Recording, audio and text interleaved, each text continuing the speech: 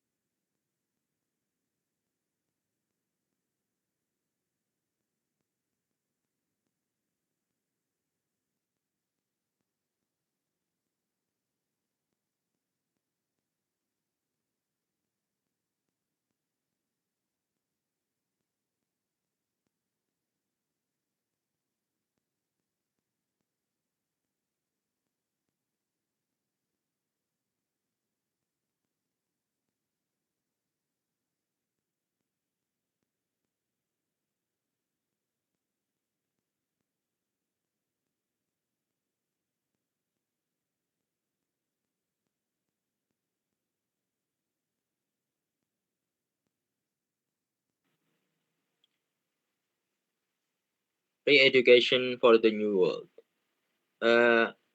Kritik utama pendidikan manajemen dapat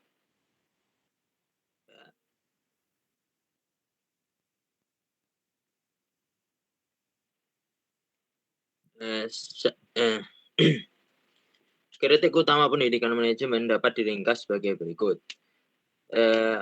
Pendidikan manajemen biasanya pengetahuannya diperoleh tapi tidak diterapkan pada masalah kinerja nyata di tempat kerja. Jadi hanya bersifat teoritis yang belum pernah tidak secara efektif diterapkan di tempat kerja. Metode pembelajaran bervariasi dan menarik, tapi tetap saya tidak menunjukkan hasil dalam peningkatan efektivitas organisasi secara nyata pula. Pengalaman belajar sebenarnya menghambat pembelajaran dari pengalaman kerja nyata karena hanya berfokus pada teori yang justru dalam pengetahuan manajemen yang bersifat praktikal dominan, hal tersebut saling bertabrakan. Ruang kelas mempersiapkan peserta untuk menganalisis masalah orang lain, tapi bukan masalah mereka sendiri. Mereka memperoleh keterampilan pemecahan masalah, tapi tidak memiliki keterampilan menemukan masalah mereka sendiri.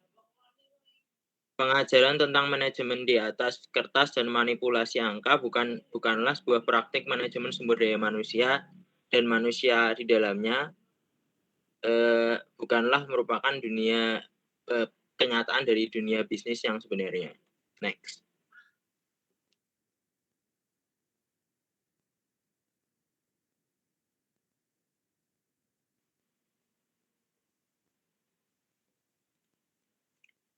Changes and the worker.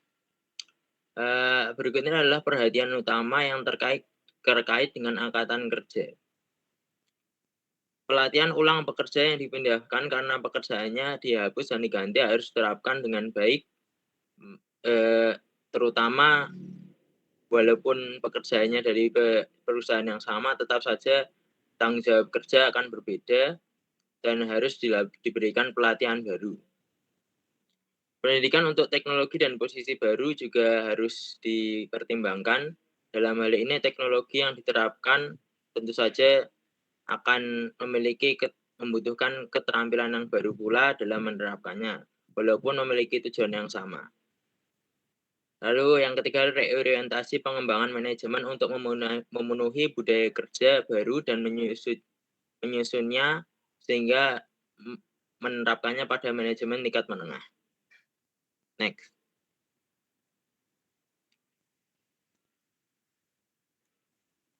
Chase and the worker. Dalam mencari solusi untuk masalah-masalah tersebut di atas, manajer meta industri sebaiknya mempertimbangkan poin-poin berikut. Pertama, orang-orang yang berpendidikan, sehat, terlatih, dan bersemangat adalah sumber utama pertumbuhan ekonomi. Manusia bukan mesin. Manusia adalah sumber produktivitas. Sumber daya manusia secara historis telah menempatkan semua sumber daya lainnya sebagai blok bangunan dasar produksi, dan nilai waktu manusia telah meningkat. Keempat, motivasi manusia dan perbedaan budaya adalah faktor pembeda utama dalam perkembangan ekonomi dan produktivitas organisasi bahkan negara. Kelima, meskipun sumber daya manusia tampaknya tidak ada habisnya, dalam waktu dekat akan terjadi kekurangan tenaga kerja, terutama yang berkualitas secara teknis. Keenam, investasi dalam pengembangan aset manusia akan meningkatkan keuntungan langsung serta memberikan hasil jangka panjang bagi organisasi. Yang selanjutnya adalah pembentuk utama angkatan kerja perusahaan, yaitu perubahan profil pekerja tingkat awal, permintaan dan penawaran yang tidak sesuai untuk kategori pekerja tertentu, revolusi perempuan yang berkelanjutan di tempat kerja, pendalaman konflik generasi, perubahan etika kerja, peta perubahan nilai karyawan, menumbuhkan pengambilan risiko karyawan dan pengusaha, dorongan persaingan untuk pasar baru, daya tarik teknologi informasi, partisipasi dan aktivisme karyawan yang tumbuh di dalam perusahaan, dan peran serikat pekerja yang tidak pasti. Yang selanjutnya, untuk mengembangkan orang, membantu mereka menggunakan kapasitas mereka dengan lebih baik, menjadi lebih produktif untuk keuntungan mereka sendiri dan keefektifan organisasi. 5 langkah sederhana untuk menjadi pelatih 1 menit yaitu: 1. Beritahu peserta apa yang harus ingin kamu lakukan. Kedua, tunjukkan pada mereka apa yang ingin kamu lakukan. Ketiga, biarkan mereka mencoba dan melakukannya. Keempat, amati kinerja mereka. Kelima, puji hasil mereka jika mereka melakukan dengan benar dan arahkan kembali jika mereka melakukan dengan salah. New Educational Technology and Strategies. Cara singkat, pertimbangkan 4 dampak teknologi komunikasi pada dekade terakhir ini. Pertama, pendidikan dan pelatihan tidak lagi dibatasi dengan jelas tetapi berbaur. Kedua, pendidikan formal dan informal tidak dapat lagi dipartisi. Dan yang satu, dihargai lebih tinggi dari yang lain. Ketiga, kompartementalisme pengetahuan ke dalam disiplin akademis sedang rusak. Keempat, segmentasi pendidikan antara akademis dan industri semakin berkurang, seiring dengan kemajuan yang terakhir dengan teknologi pendidikan baru yang hampir tidak mampu dijangkau oleh yang sebelumnya.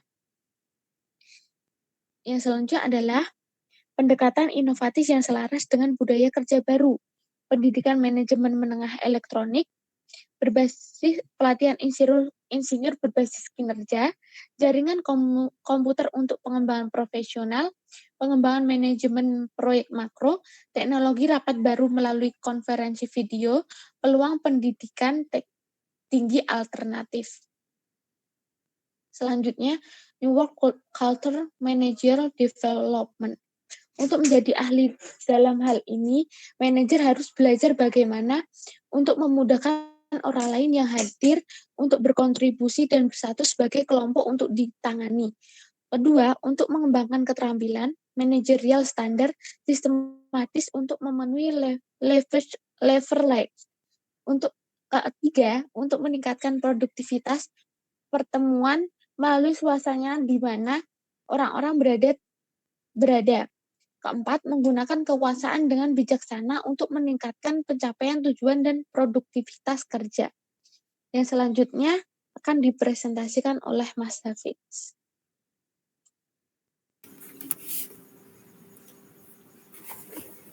Yang selanjutnya, New Work Culture Managerial Development. Tips konferensi dan pertemuan internasional. Yang pertama, faktor antar budaya harus dipertimbangkan dalam perencanaan acara semacam itu. Untuk jurusan aktivitas, secara pribadi memeriksa fasilitas luar negeri dan bernegosiasi langsung dengan pemasok sebelumnya untuk meminimalkan perbedaan persepsi dan budaya. Yang kedua, sumber daya internasional harus dimanfaatkan sepenuhnya untuk menjamin keberhasilan pertemuan dalam budaya tuan rumah. Dan yang ketiga, dinamika pertemuan internasional berbeda menurut wilayah dan negara. Beberapa dari dunia membutuhkan sesi yang lebih formal dan tidak terbiasa dengan sesi itu tanpa agenda dan menyerukan banyak partisipasi penonton. Dan selanjutnya summary. Budaya kerja teknologi yang muncul menuntut pendidikan ulang besar-besaran dari yang ada tenaga kerja, terutama untuk karir baru yang muncul sebagai hasil dari daya kerja teknologi yang muncul menuntut pendidikan ulang besar-besaran dari yang ada revolusi dalam mikroelektronika, bioteknologi, dan komunikasi.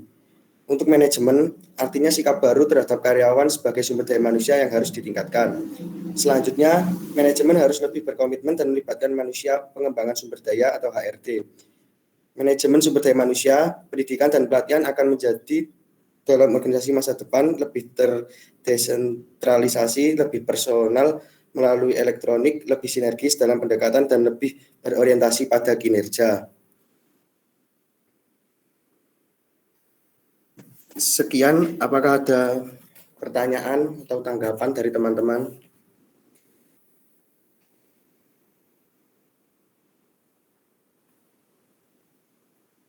Oke, apakah ada pertanyaan untuk kelompok 11?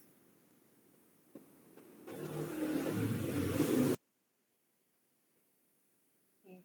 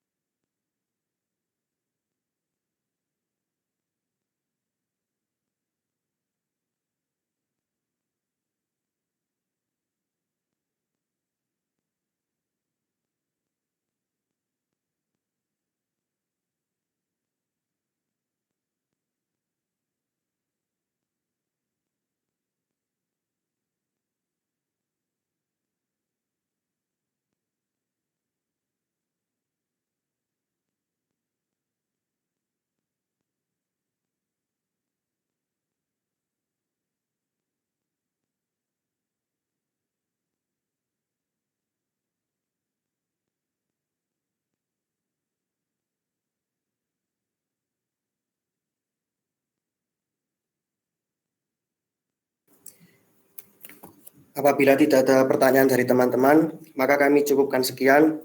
Wassalamualaikum warahmatullahi wabarakatuh.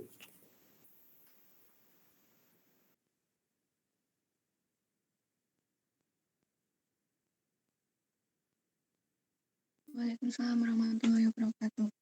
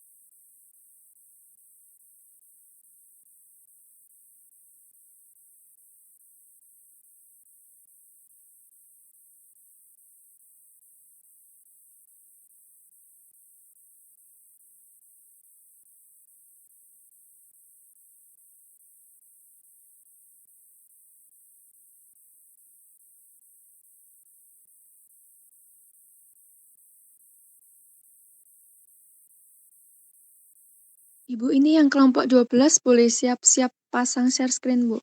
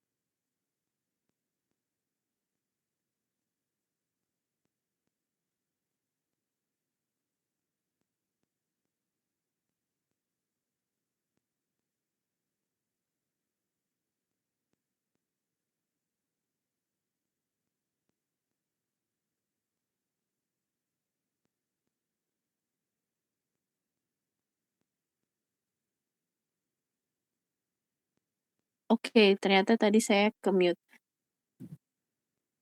Oke, jadi tadi, permasalahan trainingnya adalah yang disoroti adalah,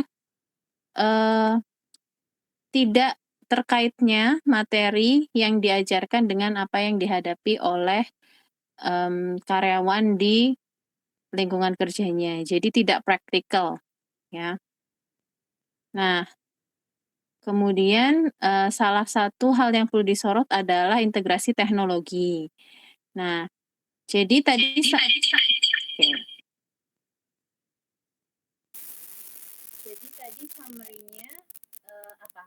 Solusi agar training itu menjadi praktikal atau bisa dipakai di tempat kerja itu bagaimana kelompok 11?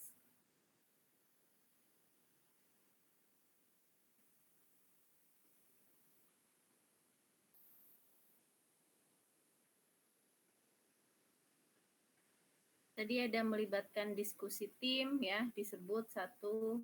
Kemudian setelah itu melibatkan teknologi. Kemudian tidak membedakan antara ya pendidikan formal maupun pendidikan praktik. Kemudian melingkan antara kebutuhan industri dengan teori yang nanti akan diajarkan di dalam kelas ya. Jadi keempat hal tersebut yang disarankan oleh artikel untuk dilakukan oleh perusahaan agar memaksimalkan output dari training tersebut. Jadi output dari trainingnya itu apa? Tidak hanya menambahnya pengetahuan karyawan secara teoris, namun ketika mereka menghadapi hal tersebut di lapangan kerja, mereka sudah langsung tahu apa solusinya dengan cepat. Ya, jadi pekerjaan mereka lebih efektif dan efisien. Di mana hal tersebut akan mendorong terjadinya peningkatan kinerja karyawan. Ya, ketika mereka sudah tahu apa yang harus dilakukan ketika mereka menghadapi masalah. Oke, begitu. Nah, selanjutnya kita akan membahas tentang work satisfaction atau job satisfaction, sama aja kepuasan dalam bekerja atau di tempat bekerja. Nanti setelah saya menyampaikan materi, kemudian setelah itu kelompok 12 bisa mempresentasikan artikelnya, gitu ya. Oke, ini saya coba share screen dulu. Nah, work satisfaction sendiri itu merupakan salah satu variabel yang sering digunakan ketika mahasiswa itu skripsi. Ya, salah satu common variable. Jadi, if you pay attention untuk materi hari ini, mungkin bisa menjadi dasar atau insight ya, masukan ketika kalian nanti akan mulai menyusun skripsi. Oke, apakah sudah terlihat PowerPoint saya?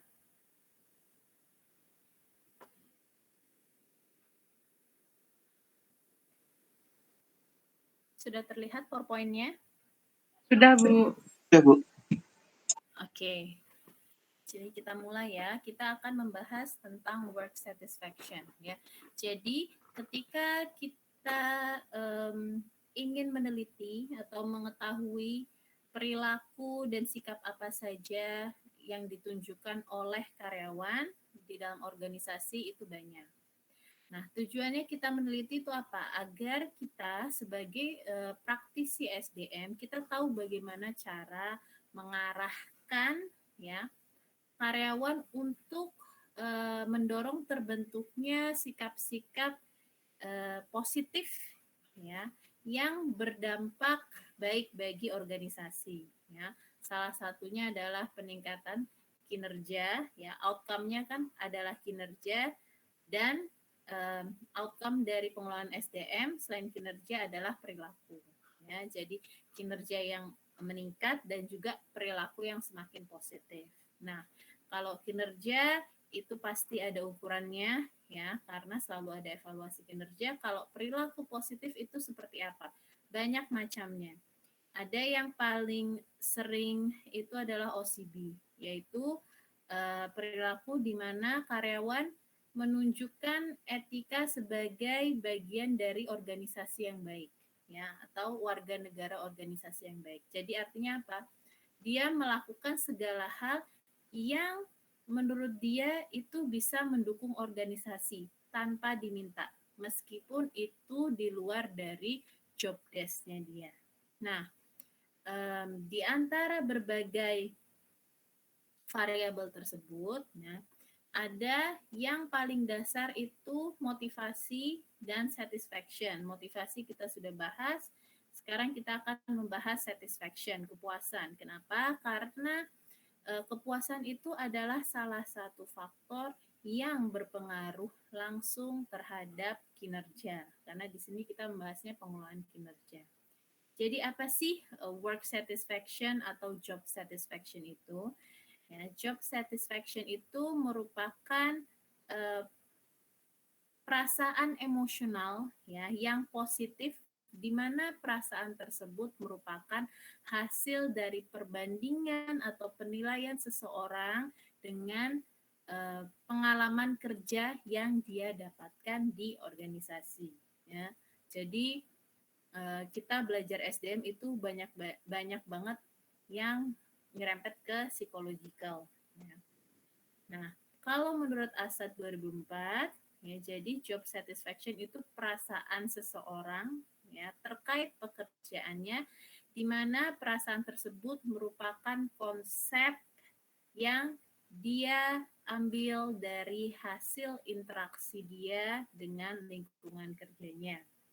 Kemudian menurut Barron 1976 dan Chan et al. Ya, jadi dedengkotnya job satisfaction itu ada Locke dan Barron. Nah, kalau menurut Barron dan Chan et al, kepuasan dalam bekerja itu merupakan hasil dari penilaian keseluruhan ya, overall assessment dari pekerjaan seseorang, pengalaman terkait pekerjaannya, dan juga dipengaruhi oleh perbandingan terhadap nilai individual dia dan kepercayaan dia.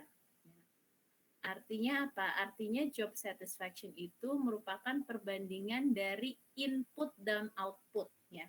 Output yang diberikan oleh karyawan dengan input yang dia rasakan dari organisasinya. Input itu bisa direct, bisa indirect. Input yang direct itu seperti apa? Contohnya adalah gaji, ya. Kemudian mentoring, coaching, feedback itu direct. Tapi kalau indirect itu apa? Yang biasanya terkait dengan lingkungan, ya. Suasana pekerjaan, fasilitas pekerjaan, ya. Kemudian hubungan antar karyawan, ya, misalnya seperti itu. Kemudian peraturan dan kebijakan. Misalnya gosip juga termasuk salah satu pengaruh indirect ya, tidak langsung dari tempat kerja atau organisasi, ya kayak gitu. Jadi gimana? Jadi seseorang itu akan merasa puas ketika mereka merasa ada timbal balik, ya, ada pertukaran yang adil, ya, antara yang dia berikan ke organisasi dan dia rasakan dari organisasi, ya seperti itu. Nah, kepuasan itu juga bisa dirasakan ketika karyawan itu merasa organisasi memberikan lebih banyak dari yang dia berikan dari organisasi. Ya, jadi merasa dihargai, ya seperti itu karyawan. Tapi karyawan akan merasa tidak puas ketika dia merasa dia memberikan lebih dibandingkan yang dia dapatkan dari organisasi, ya seperti itu. Makanya job satisfaction itu kaitannya erat dengan motivasi. Kenapa?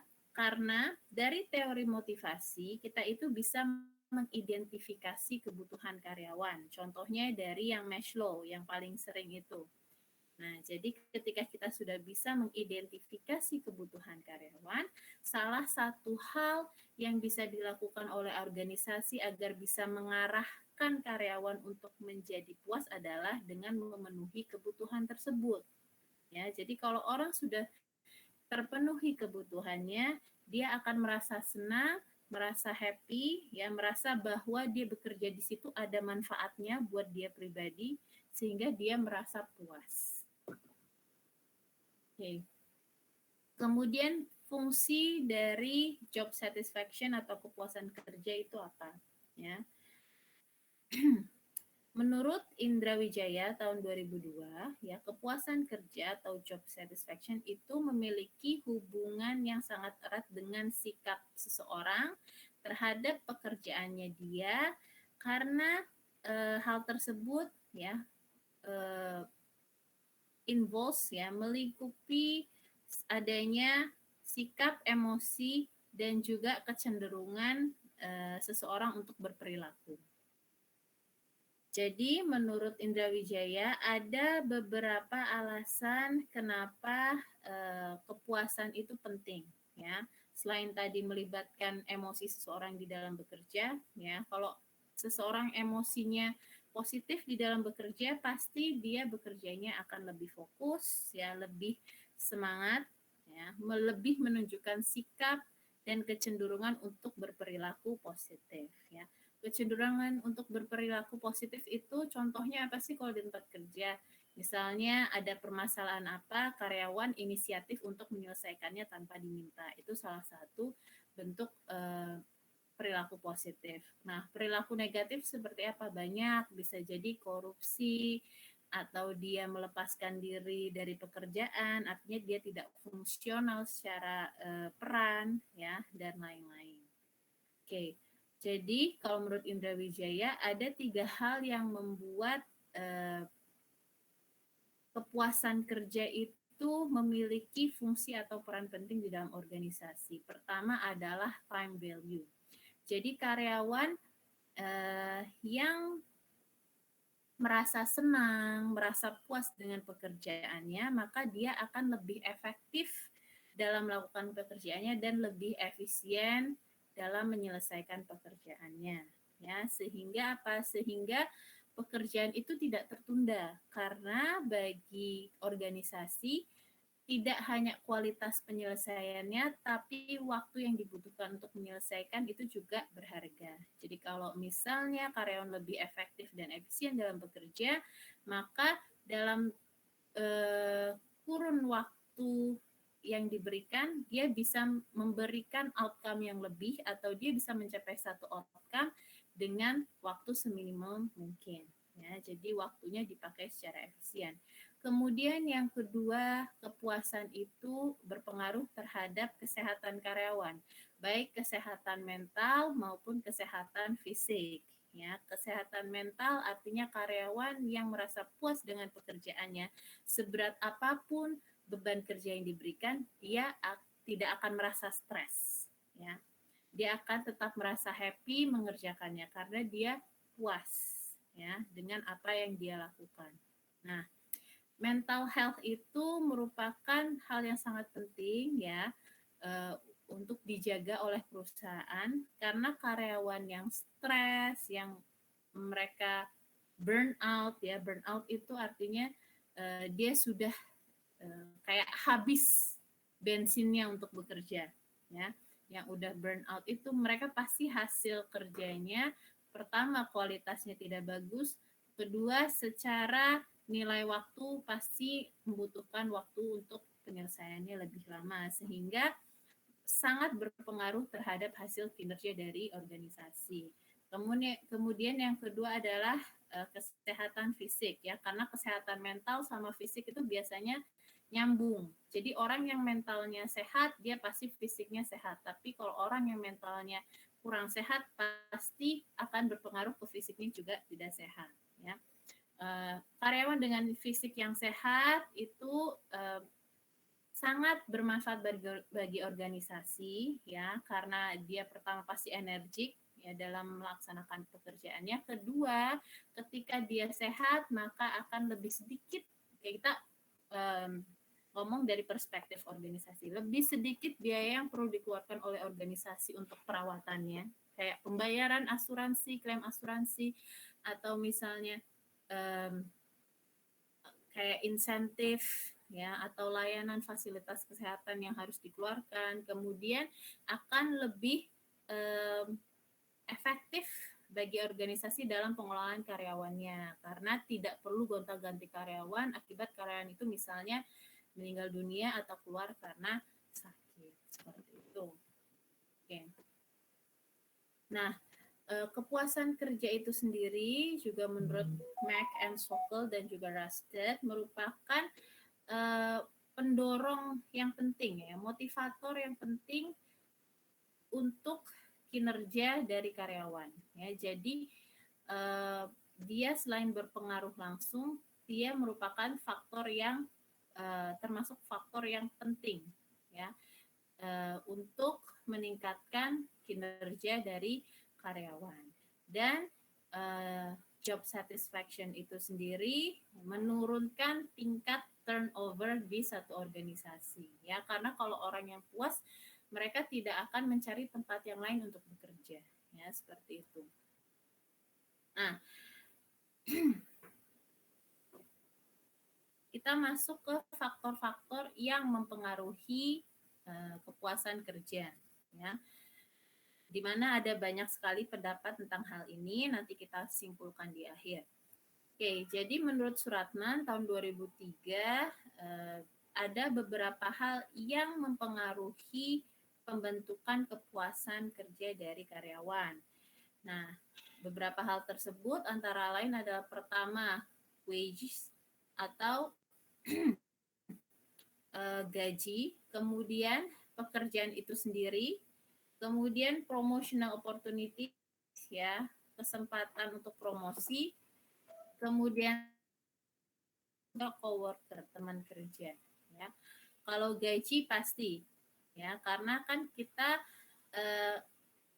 hal yang pertama, input pertama dari organisasi yang kita ekspektasikan itu pasti finansial ya kan, kita bekerja adalah untuk mendapatkan uang ya. Jadi kalau misalnya gajinya itu sesuai, dirasa sesuai dengan pengorbanan atau usaha yang harus ditunjukkan oleh karyawan dalam menyelesaikan pekerjaannya, maka karyawan akan merasa puas ya. Dan gaji itu juga merupakan kebutuhan dasar. Kalau misalnya kalian masih ingat teori motivasi hierarki kebutuhannya Maslow ya, itu merupakan kebutuhan dasar yang harus dipenuhi agar ya kebutuhan fisiologi dari karyawan itu bisa terpenuhi ya. Makanya jika sudah bisa dipenuhi atau gajinya itu besarnya sesuai dengan yang diekspektasikan oleh karyawan,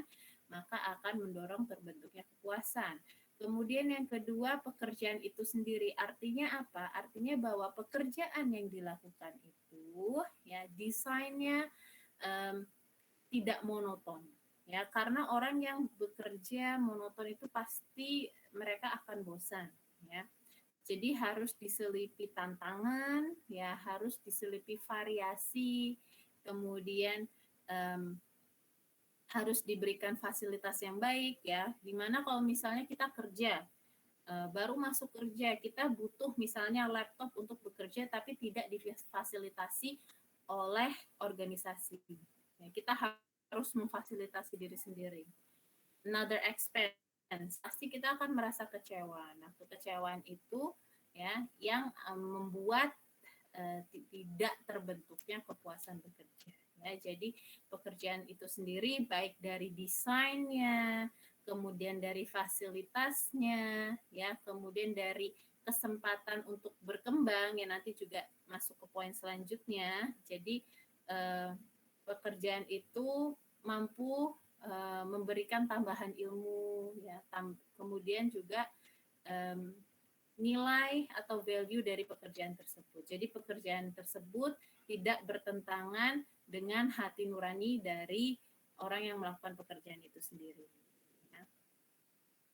Kemudian selanjutnya adalah kesempatan untuk promosi, ya, bahwa jenjang karir di organisasi itu jelas dan ada kesempatan bagi orang-orang untuk bisa berkembang di dalam karirnya, ya, bisa naik di dalam karirnya. Ya. sehingga mereka bekerja keras itu ada tujuannya, naik ke level selanjutnya, naik ke level selanjutnya. Nah, hal itu bisa memancing tumbuhnya rasa kepuasan dalam pekerjaan itu sendiri. Kemudian yang selanjutnya adalah kita masuk ke hubungan antar orang. Pertama, hubungan dengan supervisor, ya. Jika hubungan dengan supervisornya baik, artinya supervisor memperlakukan dia secara adil, objektif, ya, tidak ada favoritism, ya, maka dia akan merasa puas. Karena apa? Karena atasan itu merupakan representasi dari keseluruhan organisasi bagi karyawannya, ya. Sehingga ketika kita memilih atasan, kita harus memastikan orang tersebut memahami value dari organisasi, memahami apa yang penting dan tidak penting bagi organisasi, sehingga ketika dia memanage bawahannya, mengelola bawahannya, ya, dia memberikan kesan yang baik bagi bawahan, sehingga image organisasi pada karyawannya itu positif. Ya. Kalau misalnya hubungannya dengan supervisor itu tidak baik, ya, akan selalu muncul kecurigaan, ya. Jangan-jangan keputusan ini nggak adil. Kalau misalnya aku kayak gini, paling aku nggak akan diapresiasi oleh atasan atau organisasi, sehingga apa? Muncul rasa ketidakpuasan. Kemudian yang terakhir adalah hubungan dengan rekan kerja, ya. Jadi besar kecilnya konflik itu sangat berpengaruh kepada rasa kepuasan, ya, dari karyawan terhadap pekerjaannya. Oke, kemudian selanjutnya menurut Hasibuan 2007, ya, beberapa faktor yang mempengaruhi kepuasan kerja adalah pertama, ya, gaji, remunerasi yang adil dan reasonable, ya. Reasonable artinya dia tidak mengada-ngada, ya, sesuai. Ya. Kemudian placement of work appropriate to their expertise. Jadi penempatan kerjanya itu sesuai dengan yang diminati, kompetensi, ya, dan kemampuan dari karyawan itu sendiri. Ya, contohnya misalnya kalian kan ngambil SDM nih, ya, berarti kan dianggap kalian itu seorang yang memiliki lebih banyak ilmu, lebih banyak pengetahuan di SDM. Tapi ketika kalian bekerja, tiba-tiba kalian dimasukin di finance yang dimana kalian itu kurang paham atau memiliki lebih sedikit pengetahuan pada bidang itu. Pasti kalian kan udah males, ya, males ngerjainnya, ya. Sehingga kalian nggak puas. Aku tuh nggak bisa mengaplikasikan apa yang sudah aku pelajari di UNY pada pekerjaan ini, kayak gitu. Kemudian the difficulty of work, ya, tingkat kesukaran dari pekerjaan itu sendiri. Kalau tingkat kesukarannya itu bisa ditoleransi, maka akan timbul kepuasan. Tapi kalau misalnya tingkat kesukarannya itu melebihi batas, ya pasti yang timbul adalah rasa kecewa. Kemudian, ya, lingkungan kerjanya, situasi kerjanya, ya. Kalau misalnya tegang, banyak konflik, ya, kemudian antara senior junior itu tidak bagus hubungannya, ya pasti yang timbul rasa kekecewaan. Ya, kemudian fasilitas, ya, fasilitas untuk bekerja, ya, jadi disediakan atau tidak oleh organisasi. Ya. Kemudian sikap, ya, dan gaya kepemimpinan dari atasan, itu juga mempengaruhi. Kemudian, ya, tadi sifat dari pekerjaan itu sendiri, ya. Jadi desain pekerjaannya, tantangannya, monoton atau tidak, itu mempengaruhi tingkat kepuasan dari karyawan. Nah, kalau menurut Harold Ebert, ya, dalam ASAT 2004, faktor-faktor yang mempengaruhi kepuasan pekerjaan itu secara garis besar dibagi menjadi tiga. Yang pertama adalah faktor terkait hubungan antar karyawan, ya. Hubungan antar karyawan itu seperti apa? Seperti hubungan manajer dengan karyawannya, kemudian hubungan karyawan dengan lingkungannya, ya lingkungan fisik, ya itu sama aja kalau diterjemahkan seperti fasilitas yang diberikan. Kemudian lingkungan hubungan dengan rekan kerjanya, ya. Kemudian presumption, ya, atau ekspektasi, asumsi awal di antara rekan kerja, ya. Contohnya misalnya kalian masuk ke satu tim baru. Nah, kemudian rekan kerjanya aja udah cenderung bersikap misalnya negatif terhadap organisasi. Kita sebagai karyawan baru kan pasti langsung muncul persepsi negatif karena kok yang lainnya aja muncul negatif. Jadi kita udah ada asumsi awal negatif terhadap organisasi, maka itu akan membuat kita cenderung tidak puas terhadap pekerjaan kita. Kemudian emotion, ya, perasaan dan juga situasi bekerja. Nah, faktor selanjutnya, ya, yaitu individual, ya, faktor hubungan individual. Hubungan individual itu antara lain sikap orang terhadap pekerjaannya, yaitu biasanya nature, yang alami dari orang itu sendiri. Ada orang yang kalau dikasih pekerjaan itu dia senang, ada orang yang dikasih pekerjaan itu dia sebel, ya kayak gitu. Kemudian yang kedua adalah usia, dan yang ketiga adalah gender, ya. Demographical, ya. Usia kenapa berpengaruh? Karena nanti berpengaruh terhadap gaya komunikasi, ya.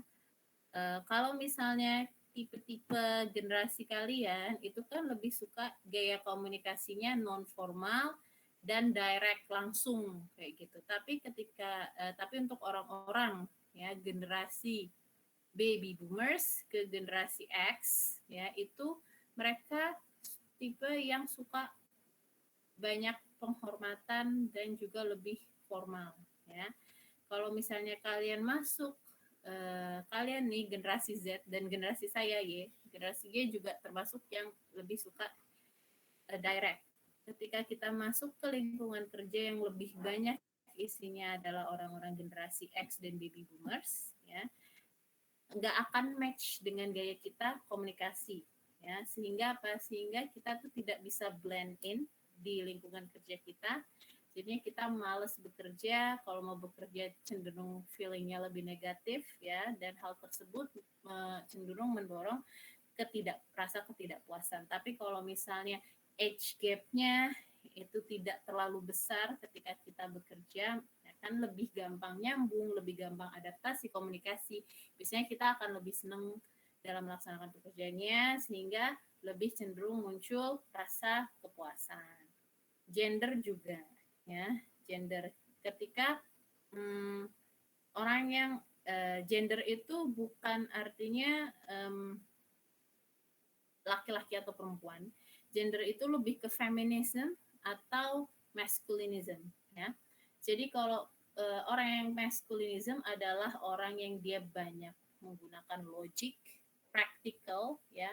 Tapi kalau orang yang feminim, dia itu lebih banyak melibatkan perasaan dan emosi. Jadi ketika orang yang feminim masuk ke dalam lingkungan yang maskulin, ya, dia akan lebih banyak sakit hati, ya, karena biasanya orang-orang maskulin itu ngomong nggak ada filternya, ya, kayak gitu. Begitupun sebaliknya.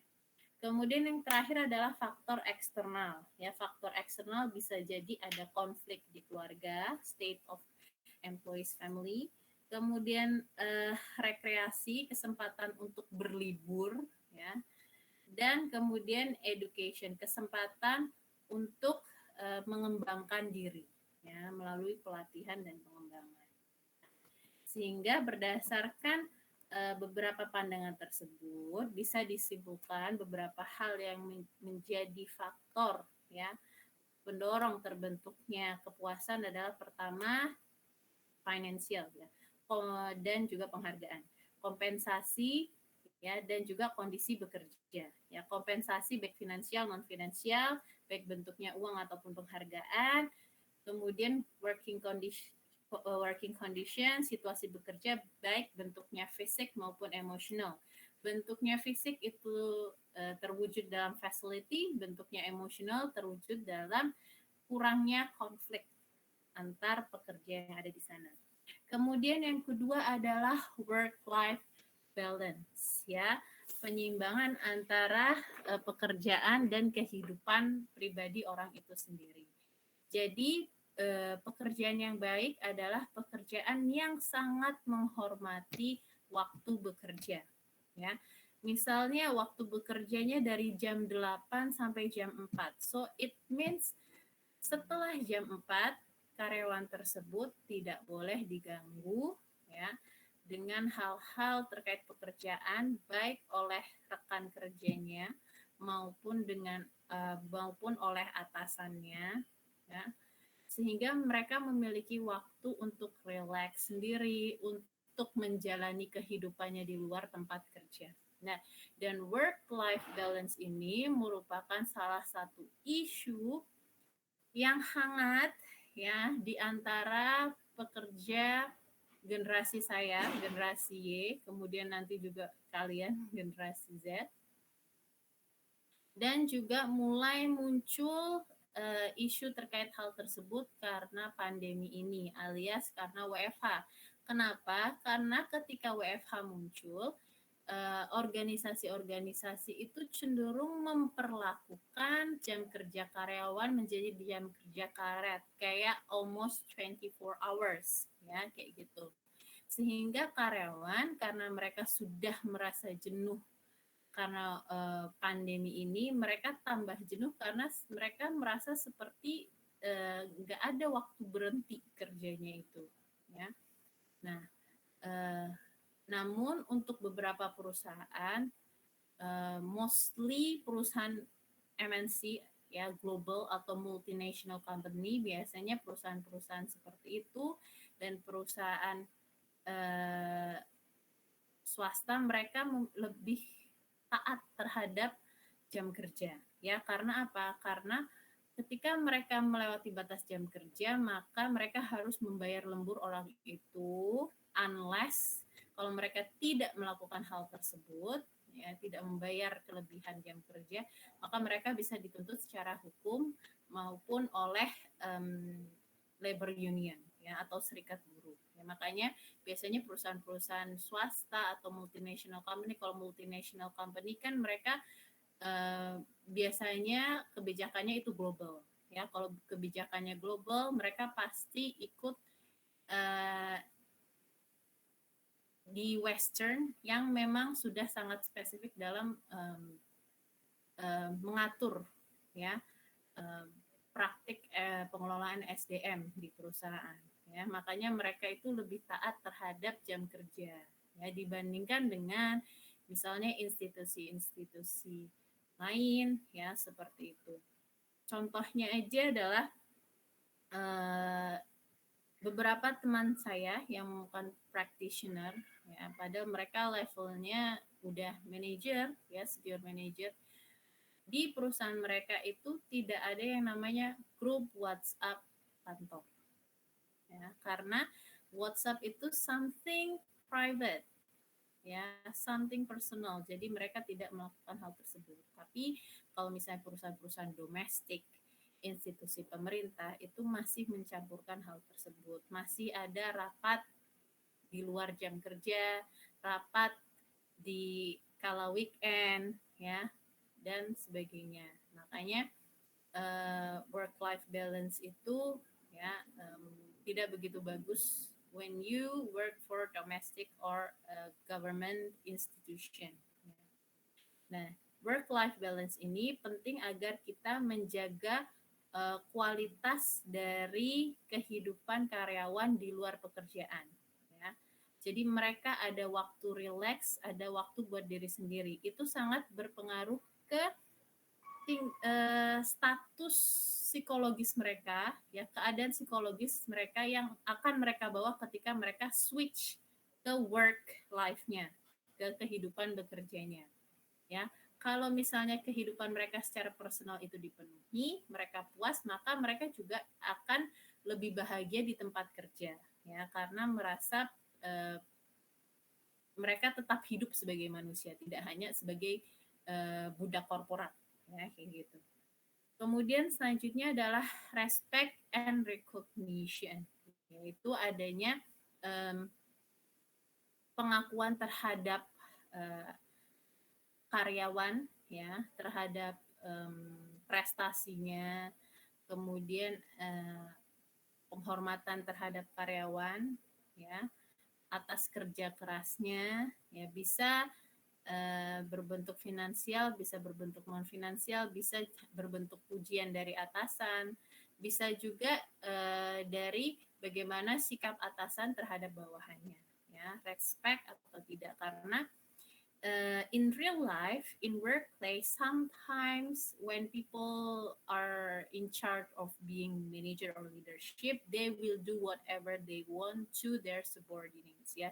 Jadi kadang-kadang di dunia nyata ketika orang sudah naik pangkat, mereka justru malah semena-mena, itu banyak banget, ya. Nah, ketika mereka melakukan hal tersebut, ya otomatis pada karyawannya mereka menerima perlakuan negatif, perlakuan semena-mena itu, ya jangan harap karyawannya akan membalas dengan menunjukkan sikap bekerja yang positif, ya, seperti itu. Actually, there's a quiet case. Jadi ketika ada pertemuan rutin practitioner untuk SDM itu banyak dibahas bahwa dalam lingkungan kerja, ya, yang real, ada fenomena di mana, ya, terutama di MNC, multinational company, ada fenomena di mana ketika orang Indonesia yang menjadi manajer, mereka lebih cenderung semena-mena dalam melakukan kebijakan kepada karyawannya dan lebih cenderung banyak terjadinya nepotisme dibandingkan dengan ketika orang asing yang menjadi manajer. Mereka justru memperlakukan karyawannya dengan dekat, banyak recognition, banyak praise, ya, banyak pujian, dan lebih cenderung objektif dalam mengambil keputusan, ya. Nah, hal tersebut kemudian menjadi hal yang hangat dibahas oleh praktisi-praktisi SDM di Indonesia. Kenapa sih bisa terjadi hal tersebut, ya? Ternyata hal tersebut merupakan merupakan akibat, ya, budaya yang terbentuk dari akibat tidak adanya peraturan yang spesifik atau undang-undang dan hukum yang spesifik untuk mengatur praktik-praktik di tempat kerja oleh pemerintah, ya, salah satu kesimpulannya kemarin seperti itu. Kemudian yang kedua adalah job security, ya, keamanan pekerjaan tersebut. Keamanan pekerjaan tersebut bukan semata-mata, ya, hanya terkait keselamatan bekerja, tapi keamanan bekerja itu terkait, ya, keberlangsungan orang tersebut di perusahaan itu, ya. Jadi selain terkait keselamatan, ya, secara real, tapi juga terkait apakah banyak hal atau faktor yang bisa mengancam seseorang itu terlepas pekerjaan dari dia, atau kejelasan terkait PHK atau pemecatan itu seperti apa, ya. Jadi semakin kita menjamin bahwa karyawan itu selama mematuhi protokol atau kebijakan peraturan yang dibuat oleh organisasi, maka kita harus menjamin bahwa mereka tidak akan dipecat tanpa alasan, ya. Jadi mereka merasa aman, ya, tidak hanya aman terkait keselamatan. Kemudian challenges, ya, atau tantangan. Jadi desain pekerjaan tersebut, ya, jangan monoton. Jika memang pekerjaannya memang monoton, tidak bisa dilakukan hal lain, maka kita bisa melakukan job rotation atau job enhancement atau job enrichment, ya. Sudah belajar di MSDM, ya, job rotation, enrichment, enhancement, sehingga apa? Sehingga ada variasi di pekerjaan itu sehingga orang tidak bosan dalam melakukannya, ya. Karena apa? Orang itu tetap butuh tantangan, ya. Meskipun dosisnya berbeda ya setiap orang, ya. Tapi tantangan itu tetap harus ada biar orang tidak bosan, ya, tidak monoton dalam bekerja. Kemudian yang terakhir adalah career growth, ya, kesempatan untuk promosi, kesempatan untuk naik ke jenjang karir selanjutnya, ya, itu harus jelas. Dan kesempatannya itu harus adil, ya. Jadi syarat-syaratnya untuk naik seperti apa, kemudian seleksinya bagaimana, kemudian yang diambil alasannya, dasarnya itu juga harus jelas sehingga orang tahu ketika mereka mau naik ke jenjang selanjutnya apa aja sih yang harus mereka lakukan untuk mempersiapkan hal tersebut. Nah, pentingnya pentingnya job satisfaction, pentingnya kepuasan kerja, ya. Pertama, bagi karyawan kepuasan kerja itu penting, ya, karena dengan mereka merasa puas, maka mereka akan merasa nyaman di tempat kerjanya, ya. Kemudian mereka tahu, ya, cara mendapatkan gaji atau pemasukan yang sesuai. Mereka karena dipenuhi faktor-faktornya, jadi mereka tahu pekerjaan mereka stabil, mereka punya karir yang baik, mereka dihargai dan diakui oleh organisasi, dan mereka mempunyai kesempatan-kesempatan untuk berkembang. Nah, untuk institusi, ya, untuk yang memberikan kerja or the employers, job satisfaction itu sangat penting, ya, agar kita bisa memaksimalkan usaha yang diberikan karyawan di tempat kerjanya, ya, agar kita bisa mendorong karyawan kita untuk memberikan yang terbaik dari mereka dalam menyelesaikan pekerjaannya, sehingga, ya, akan membantu perusahaan tidak hanya mencapai targetnya, meningkatkan kinerjanya, tapi juga membantu perusahaan untuk berkembang, ya.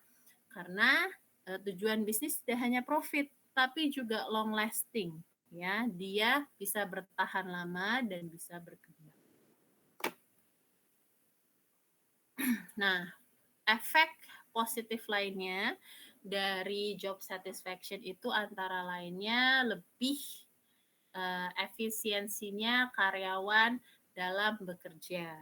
Kemudian meningkatnya kesetiaan karyawan, meningkatnya komitmen karyawan terhadap institusi, kemudian meningkatnya profit, ya, dari perusahaan karena karyawan bisa mencapai target yang diberikan, kemudian karyawan itu cenderung bertahan di dalam organisasi, ya, karena mereka merasa bahagia di sana. Nah, kemudian gimana sih caranya untuk meningkatkan kepuasan karyawan itu, ya, selain memenuhi faktor yang tadi, kita harus mementingkan pertama hubungan timbal balik, ya, membuat adanya kepercayaan karyawan terhadap kita, bahwa karyawan percaya bahwa organisasinya akan membalas sesuai dengan apa yang memberikan, bahwa organisasinya itu peduli dengan mereka, bahwa organisasinya menganggap mereka sebagai keluarga atau bagian dari organisasi, ya. Jadi harus ada reciprocal atau timbal balik dari situ, ya, social exchange theory, ya, reciprocal theory. Nah, trust itu salah satunya bisa ditingkatkan melalui agen-agen eksekutif, agen-agen institusi. Agen-agen institusi siapa? Ya, dia adalah ketua-ketua tim, manajer-manajer. Ya, karena mereka merupakan representatif dari institusi kepada bawahan-bawahannya. Ketika mereka bisa mempererat komunikasi atau relationship-nya dengan bawahannya, maka mereka bisa mendorong timbulnya trust, ya, dari karyawan terhadap institusi, ya.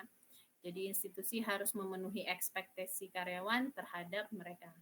ya, untuk membentuk trust itu. Teori ekspektasi, teori social exchange. Kemudian yang kedua adalah keamanan. Ya, tadi keamanan selain keamanan fisik, tapi juga keamanan bahwa mereka merasa tidak akan ada yang mengambil pekerjaan mereka atau mereka tidak akan dipecat sewaktu-waktu tanpa alasan oleh organisasi. Ya. Nah, untuk meningkatkan rasa keamanan ini ya bisa melalui komunikasi dan juga transparansi dari setiap kebijakan atau keputusan yang dibuat oleh organisasi.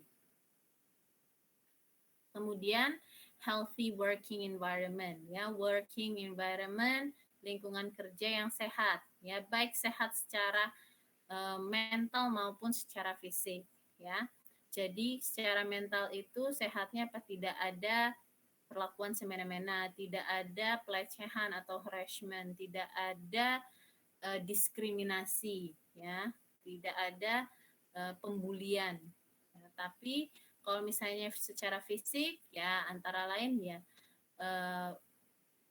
adanya fasilitas yang menunjang kesehatan. Beberapa perusahaan memiliki gym di tempat kerjanya. Beberapa perusahaan mulai dari kafetarianya itu menyediakan hanya makanan-makanan sehat.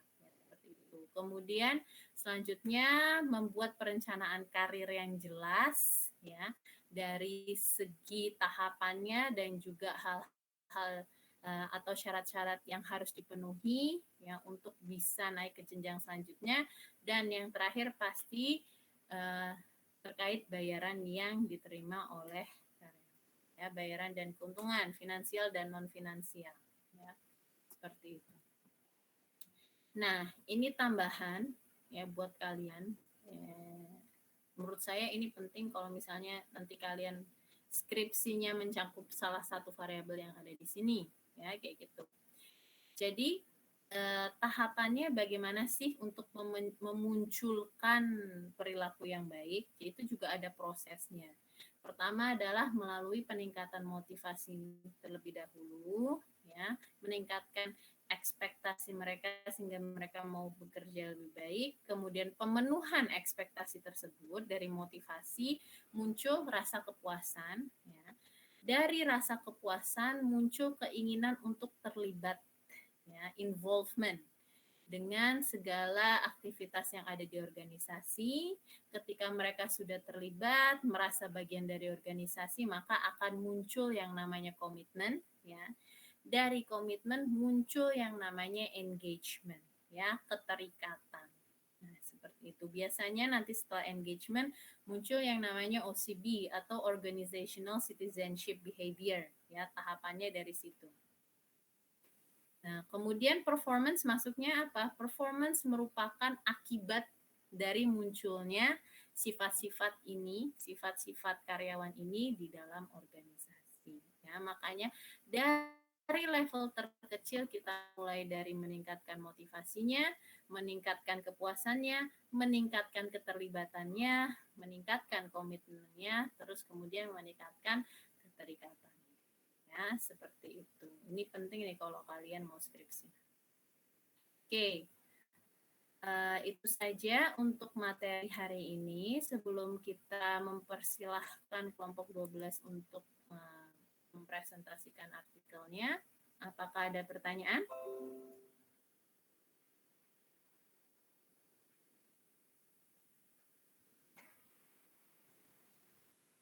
Suara saya masih terdengar jelas ya? Meskipun saya pakai mobile data. Masih, Ibu. Oke. Oke, karena tidak ada yang bertanya, ya, nanti saya buka lagi kesempatan, mungkin masih mikir ya setelah presentasi dari kelompok 12.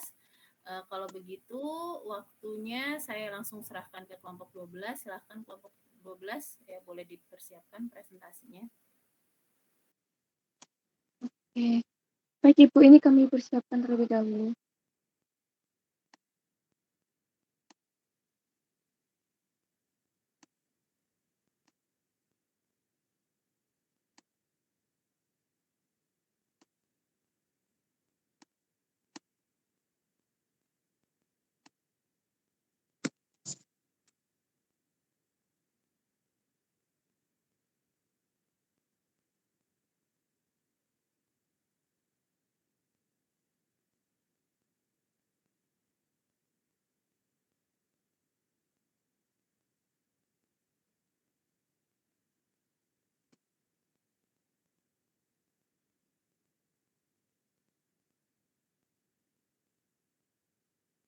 Oke, baik. Bismillahirrahmanirrahim. Saya buka. Assalamualaikum warahmatullahi wabarakatuh. Selamat sore teman-teman peminatan SDM semuanya. Kami dari kelompok 12 yang beranggotakan Erlinda Iswandari, Farhana Salsa Nabila, Muhammad Rafi Nuruzaman, dan saya sendiri Karima Izzatunisa. Pada sore hari ini kami akan menjelaskan apa isi artikel yang berkaitan dengan faktor kepuasan dan ketidakpuasan. Tadi sudah disinggung sama Miss Zahro sedikit-sedikit. Jadi di artikel ini kami akan mengidentifikasi dan membahas faktor-faktor pertimbangan atau aspek pekerjaan guru universitas yang berkontribusi paling besar terhadap kepuasan atau ketidakpuasan. Langsung saja. Jadi di sini nanti kita akan membandingkan antara teorinya Herzberg dengan teorinya situasional. Apakah itu sesuai dengan kondisi yang terjadi pada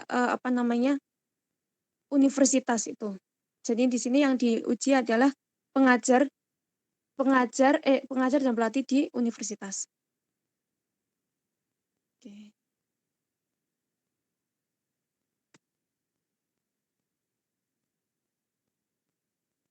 Selanjutnya akan dilanjutkan oleh teman saya, rekan saya.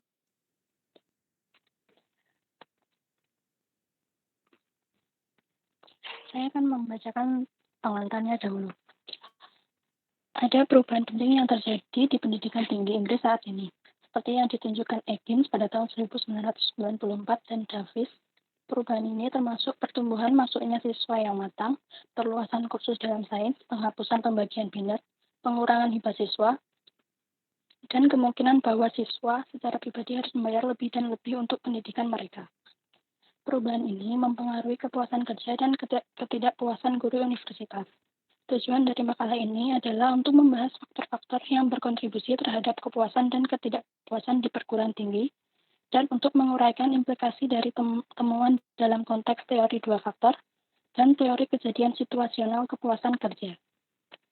Next. Herzberg menguraikan teori dua faktor kepuasan kerja yang menyatakan bahwa ada dua kelompok faktor yang menentukan kepuasan kerja atau ketidakpuasan kerja. Teori ini menunjukkan bahwa hanya aspek pekerjaan yang berhubungan dengan konten, misalnya prestasi, tanggung jawab pekerjaan itu sendiri, yang mengarah pada kepuasan. Di sisi lain, faktor-faktor yang berhubungan dengan konteks pekerjaan, misalnya gaji, keamanan, kondisi kerja, menyebabkan ketidakpuasan kerja. Teori ini menunjukkan bahwa hanya aspek pekerjaan yang berhubungan dengan konten, misalnya prestasi, tanggung jawab, dan pekerjaan itu sendiri mengarah pada kepuasan. Di sisi lain, faktor-faktor yang berhubungan dengan konteks pekerjaan, misalnya gaji, keamanan, kondisi kerja, menyebabkan ketidakpuasan kerja.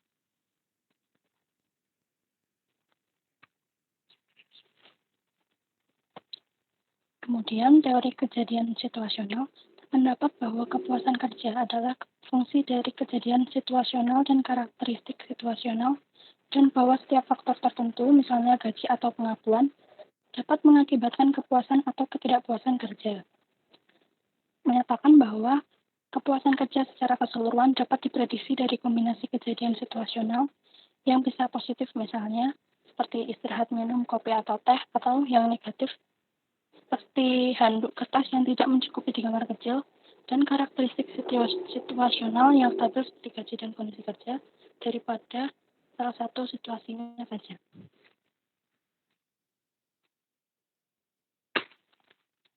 Lalu metodologi penelitian untuk mengidentifikasi dan mengklasifikasikan elemen-elemen dari kelompok faktor yang penting bagi kepuasan kerja dan ketidakpuasan kerja pada guru universitas. Metodologi penelitian berikut digunakan dalam penelitian ini. Yang pertama, sampel. Survei kuesioner dilakukan pada tahun 1994. Populasi untuk penelitian ini terdiri dari guru dari 23 universitas di Inggris. Subjek penelitiannya yaitu 566 guru universitas yang menanggapi kuesioner kepuasan kerja. Responden ini mewakili 51,4% dari sampel yang dipilih secara acak dari Commonwealth Universitas Yearbook. Next.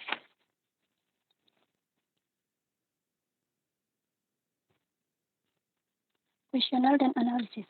Untuk mengukur kepuasan kerja guru universitas, dibuat kuesioner yang terdiri dari 8 elemen pekerjaan dasar dan beberapa pertanyaan demografis. Elemen pekerjaannya itu meliputi 1. Mengejar 2. Penelitian yang merupakan sifat pekerjaan, 3. Administrasi dan manajemen, 4. Gaji sekarang, 5. Promosi, 6. Perilaku supervisi atau supervisor, nomor 7. Perilaku rekan kerja, dan yang terakhir yaitu kondisi fisik atau fasilitas kerja.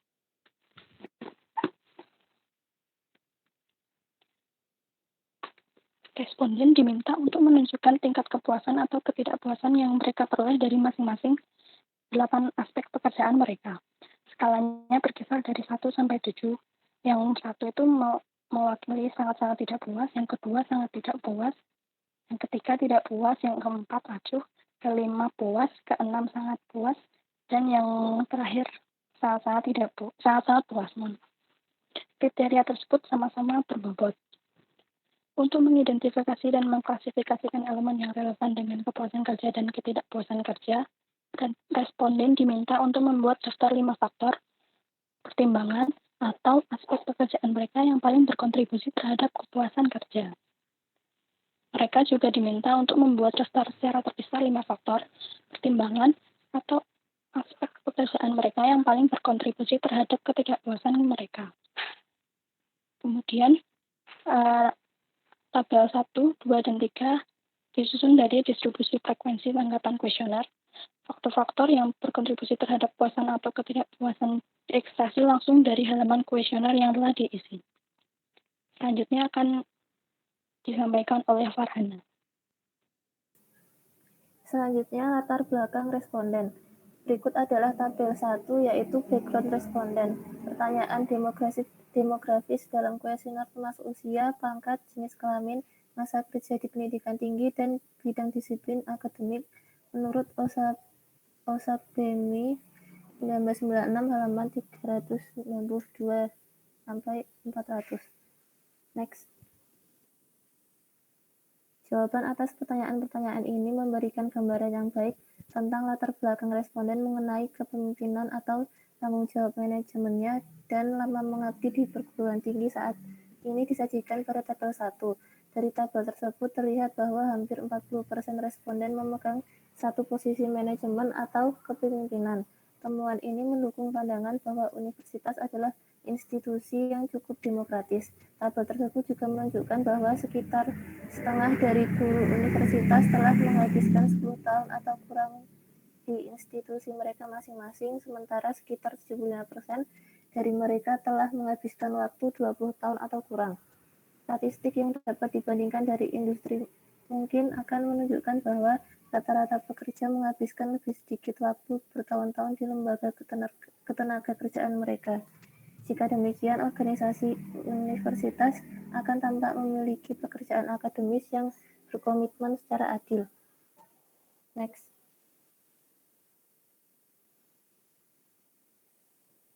Selanjutnya, faktor-faktor yang mempengaruhi kepuasan.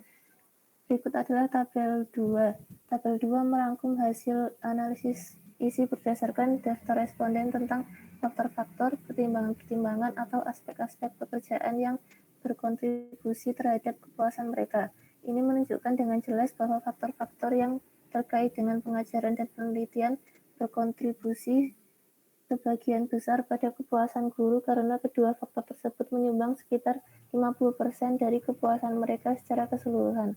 Memang akan tampak dari analisis bahwa pekerjaan utama guru universitas yang paling menjelaskan kepuasan kerja mereka dan bukan pertimbangan lain seperti tugas administrasi dan manajerial gaji saat ini, promosi jabatan, pengawasan atau perilaku kepala unit, atau kondisi fisik atau fasilitas kerja mereka.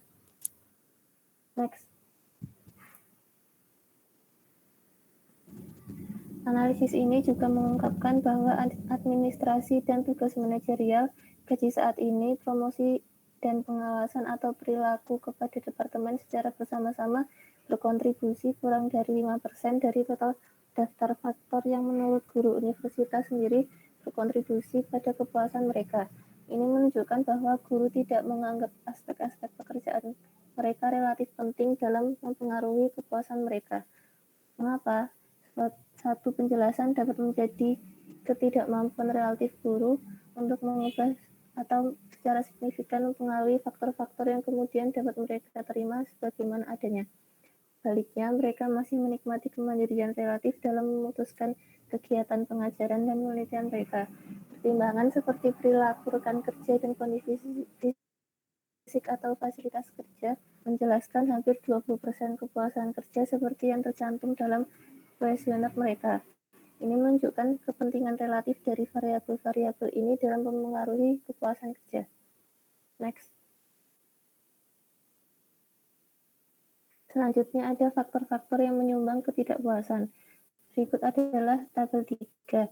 Tabel 3 merangkum hasil analisis konten berdasarkan daftar faktor, pertimbangan, atau aspek pekerjaan responden yang berkontribusi terhadap ketidakpuasan mereka.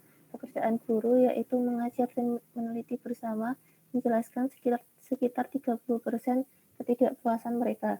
Pemeriksaan kuesioner responden mengungkapkan daftar item terkait pengajaran yang menjelaskan ketidakpuasan kerja mereka, yaitu peningkatan tajam dalam ukuran kelas, prosedur yang dipikirkan dengan buruk untuk kursus evaluasi yang tampaknya tidak dapat diterapkan untuk lingkungan belajar mengajar, sikap publik universitas yang mengklaim menghargai pengajaran dan kegiatan administrasi sebagaimana mestinya tetapi tidak mencerminkan kenyataan, sedikit pengakuan atas keterampilan mengajar, dan tuntutan siswa secara individu.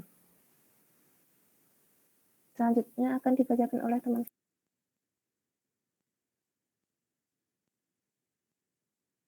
Selanjutnya, dari hasil yang sudah dipaparkan tadi, ini bertentangan dengan teori Herzberg. Kita telah melihat contoh elemen pekerjaan yang bertanggung jawab atas kepuasan dan ketidakpuasan. Dalam penelitian saat ini, aspek pengajaran dan penelitian bertanggung jawab atas kepuasan kerja dan ketidakpuasan kerja. Sampel daftar itemnya adalah yang pertama, kurangnya komunikasi dengan otoritas universitas. Yang kedua, kegagalan untuk memberikan deskripsi pekerjaan yang disepakati. Yang ketiga, struktur manajemen yang otoriter. Yang keempat, kurangnya konsultasi dan komunikasi dari atasan ke bawahan. Kelima, kebijakan pemerintahan terhadap jam kerja universitas. Yang keenam, kurangnya koordinasi dalam manajemen. Di sini Anda tidak bisa mendapatkan promosi kecuali Anda mengajukan permohonan tersebut. Yang ketujuh, adanya kurangnya strategi departemen yang tepat tentang pengajaran dan penelitian. Yang ke-8, tunjangan pensiun. Ke-9, birokrasi yang berlebihan. Ke-10, kurangnya kepemimpinan dari pusat universitas. 11, ketidakkonsistenan dalam perencanaan lokasi di pusat kota. 12, perubahan mekanisme pendanaan universitas. Yang ke-13, kurangnya waktu untuk berpikir, membagi tanggung jawab antara administrasi dan pengajaran. Kemudian ringkasan dan kesimpulan dari artikel ini. Jadi penelitian ini telah menggunakan metodologi analitik konten untuk menyelidiki faktor kontributor terhadap kepuasan kerja dan ketidakpuasan guru di pendidikan tinggi. Ditemukan bahwa berdasarkan faktor individu, faktor yang sama berkontribusi secara signifikan terhadap kepuasan dan ketidakpuasan. Misalnya, mengajar dan meneliti, sekitar 25% untuk kepuasan dan sekitar 16% untuk ketidakpuasan. Ini berarti bahwa pekerjaan para akademisi, yaitu pengajaran dan penelitian, berkontribusi dan menjelaskan sekitar 50% dari kepuasan mereka. Pekerjaan guru menjelaskan lebih dari 30% dengan proses 30% dari proses penelitian itu sendiri. Tetapi dengan kegagalan untuk terlibat mungkin memuaskan kepada mereka yang terlibat. Kegagalan untuk terlibat dapat dilaporkan sebagai ketidakpuasan terhadap penelitian. Masalahnya dalam hal ini mungkin tidak dengan tugas tertentu, yaitu penelitian. Dengan demikian, temuan kami tidak mendukung teori Herzberg yang mengatakan bahwa faktor yang mengarah pada kepuasan kerja terpisah dan berbeda dari yang menyebabkan ketidakpuasan pekerjaan. Sebaliknya, hasil investigasi ini tampaknya mendukung teori situasional yang berpendapat bahwa faktor tertentu, misalnya pekerjaan itu sendiri atau gaji, dapat mengakibatkan kepuasan kerja atau ketidakpuasan. Ini berarti bahwa kepuasan pekerjaan secara keseluruhan dapat ditingkatkan jika pengusaha memusatkan upaya mereka pada kejadian situasional dan karakteristik situasional daripada dengan salah satu faktor saja. Efeknya, baik kebersihan dan motivator dapat higien dan motivator dapat berkontribusi pada kepuasan pekerjaan atau ketidakpuasan pekerjaan. Sekian presentasi dari kelompok 12. Bila ada yang ditanyakan, bisa menulis di kolom komentar. Terima kasih. Oke, terima kasih kelompok 12. Jadi artikel yang dibahas tadi sama kelompok 12 ini ringan tapi bermanfaat ya, ringan tapi padat ya, karena penelitiannya itu dia lebih ke faktor analisis, tapi hasilnya itu dia mendebat teori yang sudah lama ada. Ya. Jadi ringan tapi padat ya, dan good job kelompok 12.